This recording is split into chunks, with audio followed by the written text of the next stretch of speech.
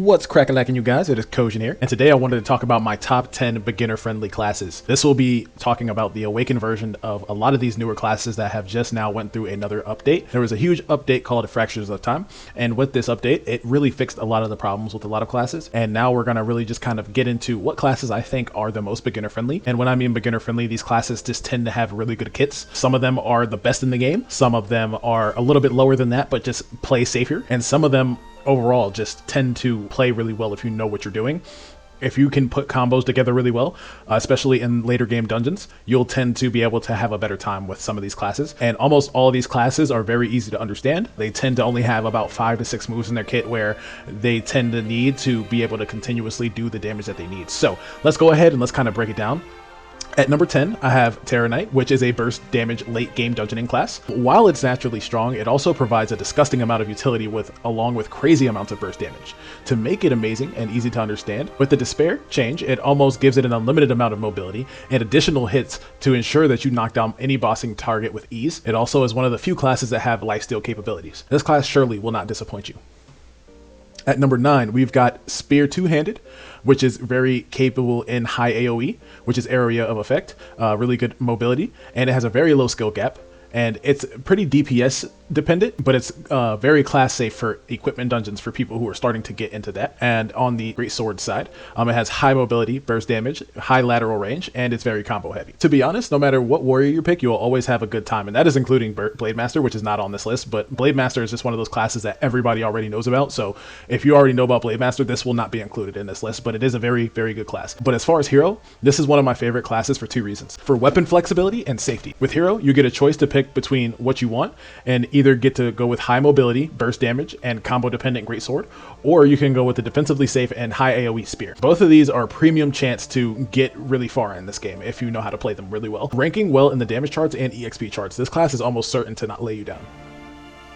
Two-Handed, although being more technical, if you can cover the skill gap, you will understand why it's so highly recommended as your knowledge expands. At number 8, we have Black Anima. Black Anima has 2 weapons, Jade, which is a summoner support DPS class with a high cooldown barrier, so that means that you'll need a lot of cooldown to really get to its prime rotation. But as far as Katana, it has a binder slash slow, and it's a really good burst damager class. It deals really good with mobs and bosses with this higher immunity kit. Personally, this class is really great for new players. The fact that you get 2 really good weapons in one class, it makes it feel like you're playing 2 classes in one, essentially. With the Jade, you get a summon-based DPSer with a ton of really nice support buffs like max damage and crit damage, and there's one buff where you can get the Summoner Vine from Black Anima and give it to other classes. As for the Katana, you get a really well put together burst damage class. Both offer extensive positives to any party. Later in the game, you will be much more needed with Black Jade. The Jade is just a really good support, and you need to stand in the room with the party that you are supporting, which gives it a bit more of a complex support system, but it still is a very good one. I highly suggest this class for people who want a taste of both worlds for sure. At number 7,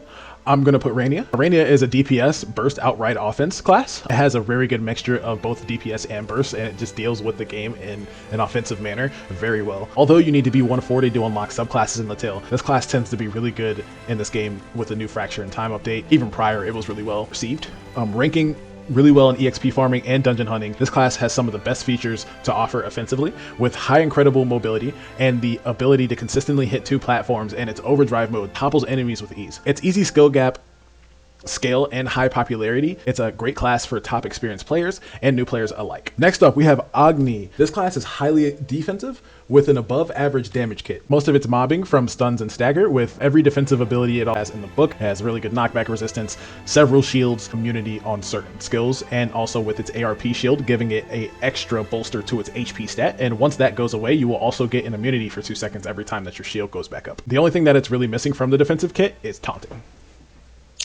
But Agni by far is one of the easiest classes to pick up and play. With a lot of high priority defense and outright crazy DPS and very low skill gap, this class definitely is one for the books for doing dungeons. Its dungeon performance for anyone looking to fund one will not be disappointed, but just know that this comes at a cost of long animation and low build variety. It tends to scare most people away from it as a main, but if you play this class, be sure to pair it with a subclass that can perform well in EXP farming. Next up, we have number 5, which is an outright summoner offense that does very good DPS. I really recommend this one for the lazy MMO players. I highly recommend this class. With this subclass, you will have the ability to summon / recall your own robots. They also will fight for you. This class is a summon based class with most of its skills you frequently see being summons. Due to this, you will find that you'll need special accessories to play this class. You'll breeze through early and mid game with ease with this class. Not only to mention that this class has a shield on it. Pretty much when you use the shield in a party, that shield will also protect your allies, which is very great. You don't really see it in a lot of these classes, but this is definitely one of those classes where if you do decide to main it, you have to go 100% into it. And honestly, it really does work out very well for people who do go into it. Just once you learn how to use the robots and whatnot, it's not even really that you need to understand it. You just need to learn about robot placement. And once you get there, you just need to learn a combo that will help you survive, which it's pretty easy with Starseeker. A lot of people will tell you that too. So I definitely would go with Starseeker for those lazy folks. Next up, we've got Sidekicker in the building. This class has naturally high offense with a pretty good shielding kit. I would really call it burst damage. Its auto attack is really just really hard hitting burst hits. You'll get 10 hits total from the auto attack.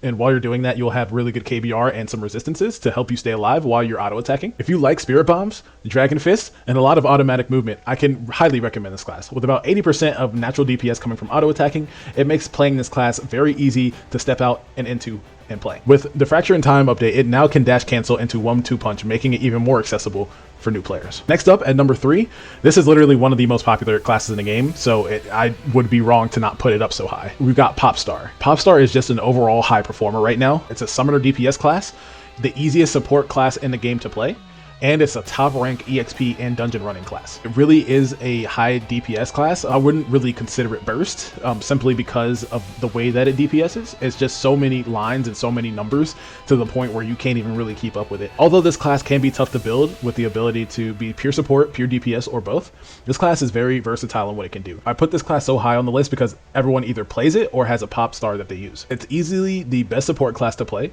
as you don't need to manage anything besides buffing players after their buffs die. And not only that, it's severely welcoming to new players on the damage side.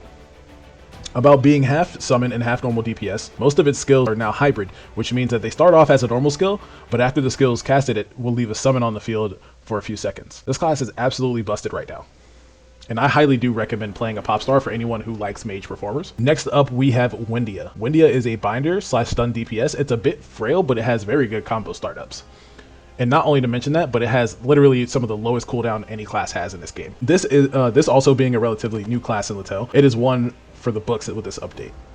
With its very adjustable playstyle and extremely low cooldowns, Windia makes for a good class that you can pick up and get highly addicted to. If you are new, I would think this class would turn into something for you for sure. With its high EXP rankings and new bolstering dungeoning ranking, it's definitely one to check out. Last but not least, my most beginner-friendly class, in my opinion, is Savior. Savior is a tank with high burst damage setups, and it's extremely easy to play because it has a lot of good shields on a lot of its skills, making it extremely safe to play as long as you're attacking. Not only to mention that, but this is one of the 2 classes that have a taunt in the game. A taunt pretty much is like a provoke where you can taunt multiple enemies towards you, and the enemies will aggro towards you if you don't know what a taunt is in these kind of games.